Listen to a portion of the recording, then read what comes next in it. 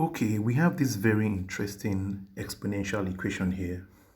So it is 2 raised to power 3 over log x to the base 2 equals 1 over 64. So what we could do here is we could make both the left hand side and the right hand side have the same base. So we could make the right hand side 2 raised power something. At least we could start from there. So we'll have it this way.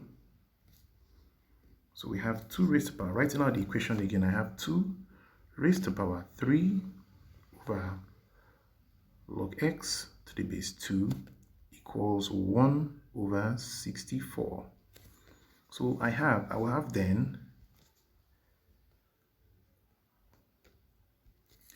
2 raised to power 3 over log x base 2 equals, I could make 64. I could make this 64 2 raised to power 6. So I now have 1 over 2 raised to power 6. Then going further, we will now have 2 raised to power 3 over log x base 2 equals, then I will reverse this using law of indices, becomes 2 raised to power minus 6. So I write out 2 raised to power minus 6. And then the bases can now cancel out. So I will now have this 2 cancels out this 2, then the powers now become my main number. So I would end up having 3 over log x to the base 2 equals minus 6. So let me write those ones out now. So I'll have 3 over log x base 2 equals minus 6. Then I could put this minus 6 over 1 so that I can easily cross multiply. So cross multiplying, I'll first do this times this, and thereafter I'm going to do this times this. So now doing minus 6 times log x to the base 2 gives me minus 6 log x to the base 2. So let me write that one out.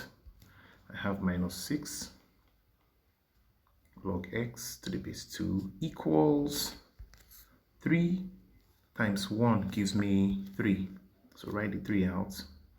Then having it this way, I could actually divide both sides by this minus 6. So that at least I'll have the logarithmic expression only on the left hand side. So dividing both sides by minus 6, I'll have divide here by minus 6 and also divide here by minus 6. So minus 6 cancels the minus 6 here.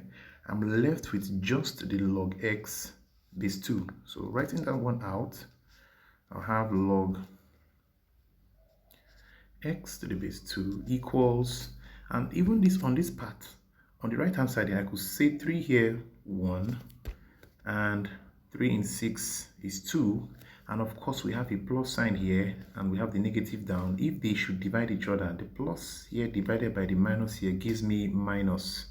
So I end up having minus 1 over 2. So writing that one, I'll have minus 1 over 2. So having the logarithmic equation now looking like this, I know for a fact that the base, which is 2 raised to power minus 1 over 2, must give me x. So that is the rule here. So I'm going to follow it that way. So I'll write it out. I'll have 2 raised to power minus 1 over 2 equals x. And that will be the final answer. So you can also write it this way. X equals 2 raised to power minus 1 over 2. So that's it. Very simple question.